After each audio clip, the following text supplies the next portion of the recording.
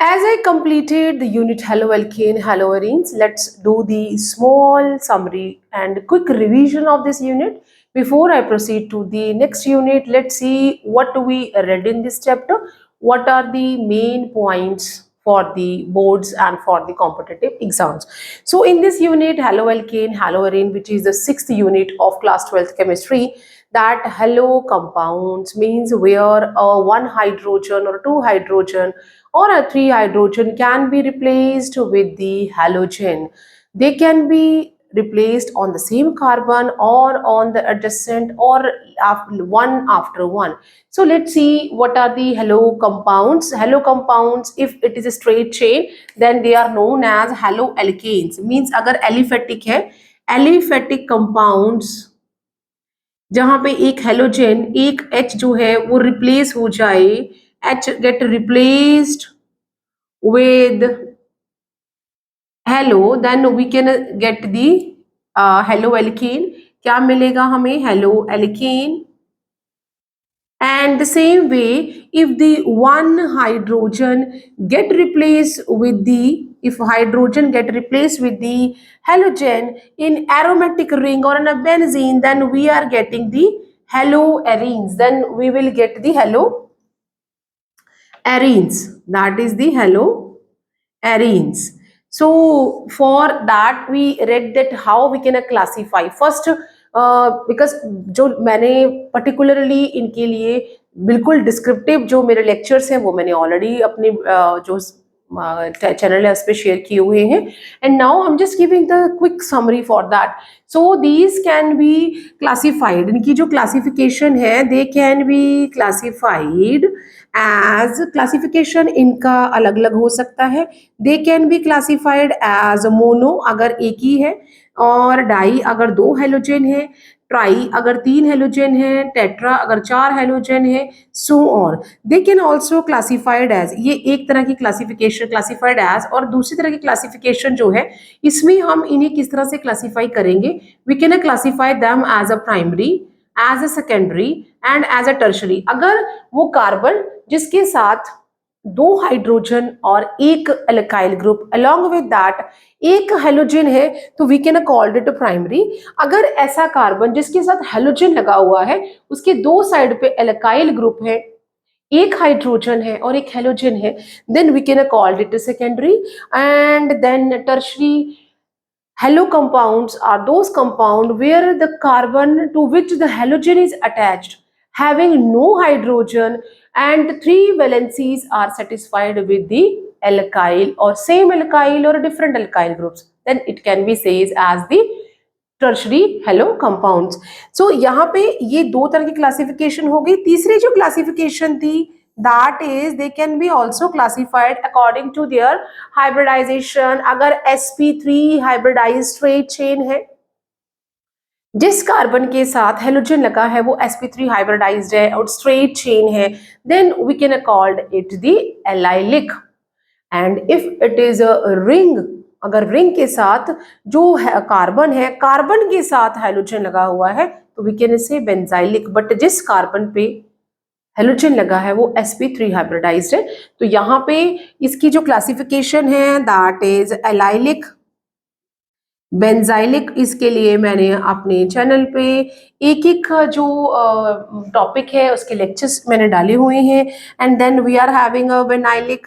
अगर ये हमारा what we say straight chain है but it is having a double bond, then we can say it बेनाइलिक.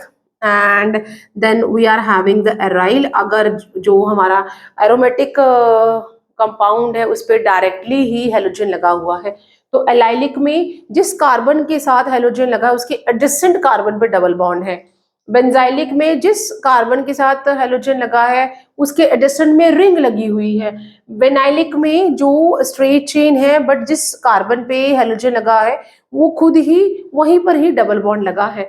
और aryl तो मीन्स बेंजीन रिंग में डायरेक्ट ही जो हेलोजन वो लगा हुआ है. तो यहाँ पे जो हमारा कार्बन है वो sp3 हाइब्रिडाइज्ड होगा, यहाँ पर भी sp3 हाइब्रिडाइज्ड होगा, यहाँ पे sp2 हाइब्रिडाइज्ड होगा, यहाँ पर भी sp2 हाइब्रिडाइज्ड है. So these all we are having for classification, ये क्लासिफिकेशन इनकी हो गई है। Then we are going to write their names, common और आईपीएससी नेम्स। यहाँ पे हमने नेम्स लिख देने हैं। तो नेम्स हम किस तरह से लिखेंगे? नेम्स जो है that is the common name और आईपेक नेम। कॉमन नेम में we are writing alkyl halide. For IPIC name we are writing first the halo or then we are writing the hydrocarbon. So alkyl halide और halocarbon, ये इस तरह से हम इनके नाम लिख देंगे। जैसे कि यहाँ पे मैं एक छोटा सा इसका एग्जांपल दे देती हूँ। ये मैंने लिख दिया है Cl3, तो इसका जो कॉमन नेम है that is the methyl chloride, और अगर आईपिक नेम लिखना है तो क्लोरोमीथेन। इसके लिए भी आप मेरे चैनल पे इसके सेपरेट वीडियोस देख सकते हैं। देन यहाँ पे आ गया जो प्रिपरेशन जो है हमने 2 कैटेगरीज में डिवाइड कर दिया है। प्रिपरेशन एक हमारा प्रिपरेशन है हेलो एल्केन का। हेलो एल्केन की जो प्रिपरेशन है वो हम 3 कैटेगरीज में डिवाइड कर देंगे। एक फ्रॉम अल्कोहल से, अल्कोहल जिसमें कि फ्रॉम थायोनाइल क्लोराइड जो है बेस्ट मेथड है, बिकॉज यहाँ पे जो साइड प्रोडक्ट है वो गैसियस है, they can easily get escaped. ये मेथड एरोमेटिकली कभी भी यूज नहीं किया जाता है। दूसरा मेथड यहाँ पे आ जाता है फ्रॉम हाइड्रोकार्बन्स। हाइड्रोकार्बन में हम यहाँ पे इसको एल्कीन से लिख देंगे, दैट इज और एल्केन से करेंगे तो यहाँ पे साइड चेन सब्स्टिट्यूशन आ जाता है। अगर हम यहाँ पे एल्कीन से लिखते हैं तो एल्कीन में हम यहाँ पे 2 तरह से इनको डिवाइड करेंगे, that is the addition of hydrogen halide और द एडिशन ऑफ हैलोजन। तो ये इसमें आ जाएगा। और जो इसमें थर्ड मेथड है दैट इज द हैलोजन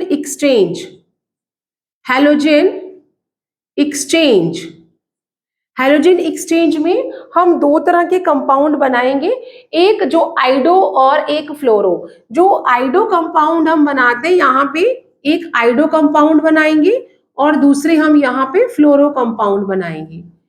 जो आइडो कंपाउंड है उसके जब हम उसको बनाते हैं तो ये सोडियम आयोडाइड और ड्राई एसीटोन के साथ हम जो मिथाइल क्लोराइड या ब्रोमाइल क्लोराइड है उनको रिएक्ट करवाएंगे, और व्हाट वी कैन गेट, यहाँ पे आइडो वाले में हम नाम लिखते हैं, this is the reaction known as Finkelstein reaction.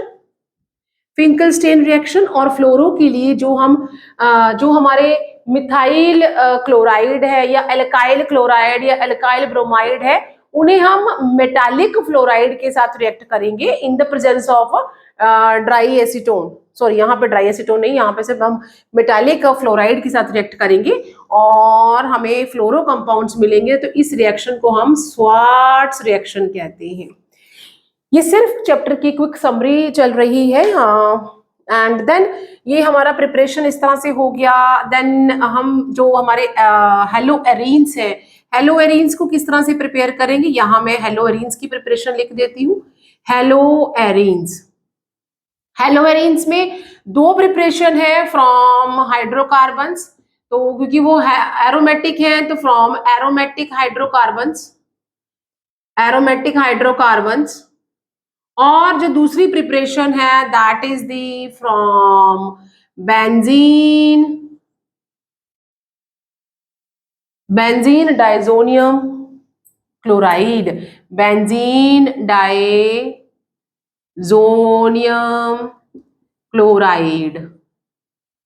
और इसमें हम 2 रिएक्शन पढ़ेंगे, दैट इज अ सेंडेमियर्स रिएक्शन और दूसरा गेटरमैन रिएक्शन।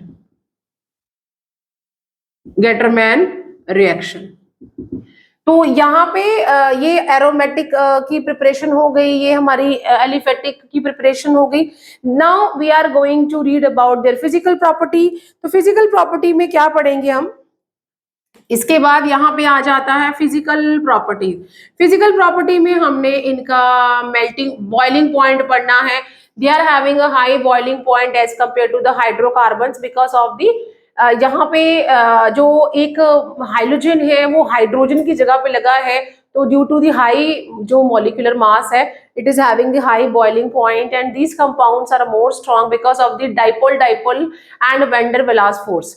यहाँ पे जो डाइपोल डाइपोल फोर्स और वेंडर वेलास फोर्स एक्ट करेंगे, these compounds are having a less solubility, solubility इनकी कम है due to the absence of the hydrogen bonding हो जाएगी। एंड यहाँ पे ये जो है they are means having a higher even molecular mass as compared to the hydrocarbon, क्योंकि एक हाइड्रोजन जिसका की एटॉमिक मास 1 है वो रिप्लेस हो गया है हेलोजन के साथ, तो इसीलिए हाई हो जाएगा। एंड यहाँ पे जो जब ब्रांच्ड हो जाएंगे तो ब्रांच का जो मॉलिक्यूलर बॉइलिंग पॉइंट है वो कम होता है as compare to straight chain. तो यहाँ पे हम लिखते हैं कि स्ट्रेट चेन और branching is having a less boiling point. तो ब्रांच्ड का बॉइलिंग पॉइंट लेस है, ब्रांच्ड का लेस है।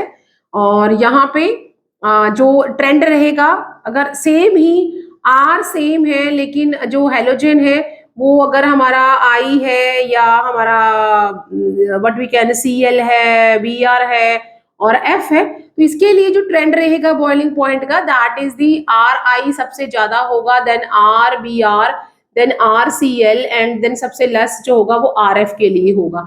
ये ट्रेंड बॉइलिंग पॉइंट में चलेगा। देन हम इनकी फिजिकल प्रॉपर्टी यहीं पे खत्म हो गई, जो कि हमने बॉइलिंग पॉइंट पढ़ना है, जहां पे हमें वेंडर वेलास फोर्स या डाइपोल डाइपोल मोमेंट पढ़ना है। नाउ केमिकल प्रॉपर्टी में आ जाते हैं। हेलोएल्कीन की जो केमिकल प्रॉपर्टीज हैं, हेलोएल्कीन में chemical properties that is they are giving 3 type of chemical properties. एक न्यूक्लियोफिलिक सब्स्टिट्यूशन रिएक्शन, जो कि 2 कैटेगरीज में डिवाइड हो जाता है, SN2 एंड SN1, ठीक है। और देन दूसरा जो है that is reaction with metals,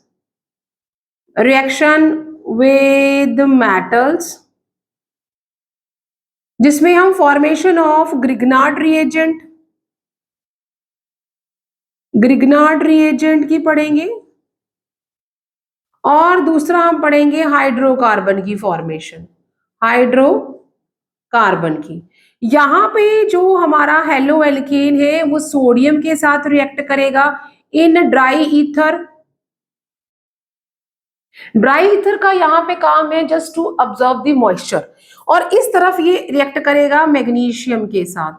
तो यहाँ पे जो हाइड्रोकार्बन बनेगा उसमें पेरेंट हेलो से डबल कार्बन होंगे, और अगर कहीं पे इसे मॉइस्चर मिल जाए तो ये ग्रिग्नार्ड रिएजेंट भी हेलोजन हाइड्रोकार्बन में कन्वर्ट हो जाएगा, but number of carbon atom will be remain same. यहाँ पे SN2 जो है, जिसे हम इन्वर्जन ऑफ कॉन्फ़िगरेशन कहते हैं, that is the inversion of configuration.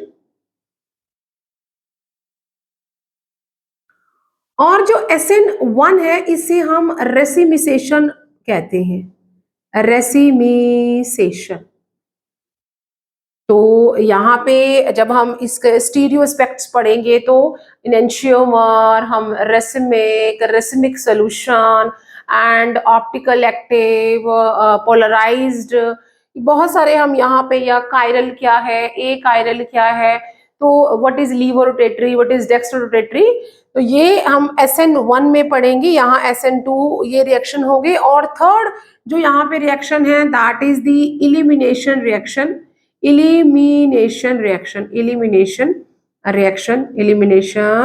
जिसमें कि जो रिएक्शन होता है that is the alcoholic KOH के साथ होता है, और जो हमारा फाइनल प्रोडक्ट है दैट इज दी एल्कीन। ऐसा एल्कीन हमारा मेजर प्रोडक्ट बनेगा जिसमें जो डबल बॉन्डेड कार्बन है उसके दोनों साइड पे ज्यादा एल्काइल ग्रुप होने चाहिए, जहां पे सिड्जेफ रूल जो है वर्क करता है। तो this all about the haloalkene. Now haloarenes जो है, हेलोएरीन्स दे आर गिविंग, जो हेलोएरीन्स है, हेलोएरीन्स जो केमिकल प्रॉपर्टीज देते हैं, they are also giving 3 type of chemical properties, that is the first nucleophilic substitution reaction, जो कि यहाँ पे अंडर ड्रास्टिक कंडीशन ही होगा due to the resonance effect, ये इजीली आपको न्यूक्लियोफिलिक सब्स्टिट्यूशन नहीं देगा।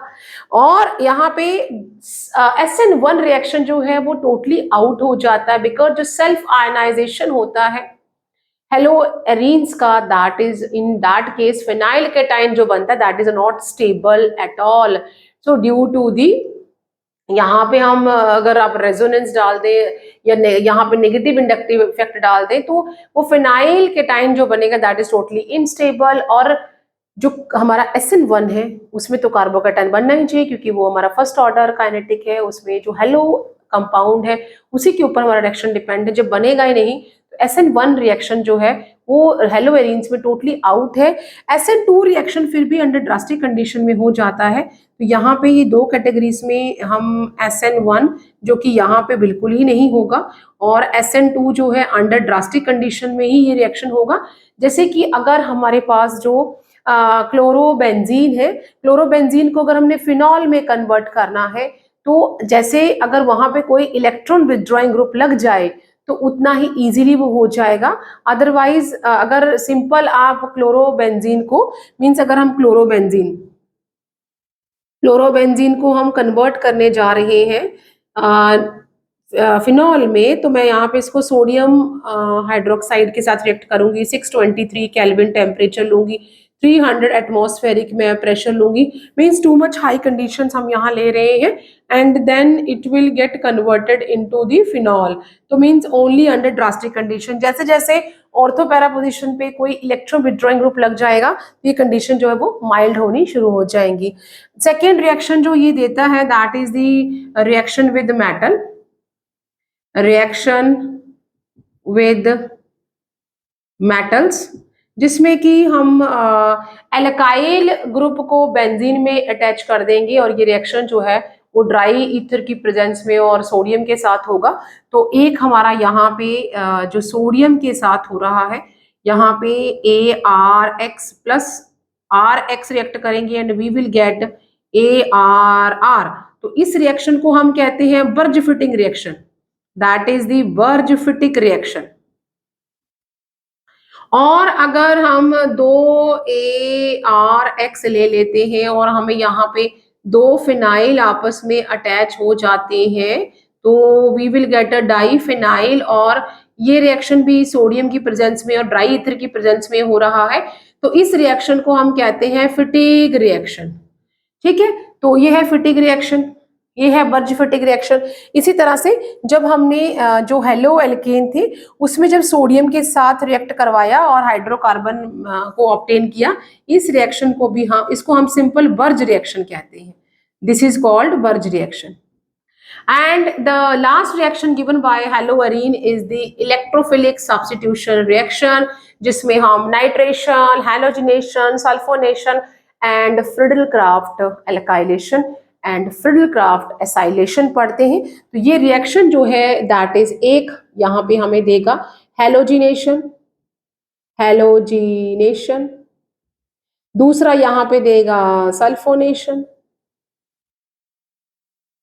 देन हमें देगा ये नाइट्रेशन। और ये सारे इफेक्ट क्यों होते, सारे जो ये रिएक्शन है क्यों होते हैं? As we know that due to resonance, electron high density जो है it is high at ortho and para position, तो इलेक्ट्रोफाइल विल इजीली अटैक।